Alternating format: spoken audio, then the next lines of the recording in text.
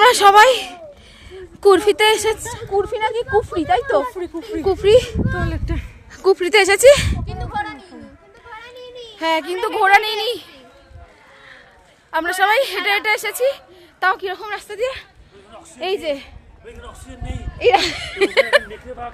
না অক্সিজেন আছে, এইটুকুনি আসা যাচ্ছে।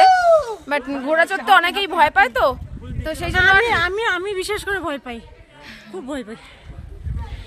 তো সেই জন্য ছাগল ছিল।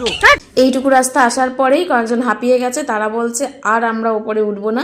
কিন্তু আমরা নাচরবান্দা এসেছি যখন, একটু কষ্ট করে হেঁটে ওপরে উঠে দেখেই আসবো কি আছে ওখানে। হাতি ডাকছে আবার এখানে, এখানে হাতি। আমরা হেঁটে সবাই আসতে পারিনি, বাট আমরা এই কজন, এই 4টে বাচ্চা আমরা, আর এই যে এই দাদা, আমরা গাইড, আমরা সবাই মাঝখানে একটু, আমরা একবারই শুধু যেখানে ভিডিও করেছিলাম ওখানে শুধু দাঁড়িয়েছি, আর টানা হেঁটে হেঁটে আর কোথাও দাঁড়াইনি, একেবারে পুরো টানা এখানে চলে এসেছি।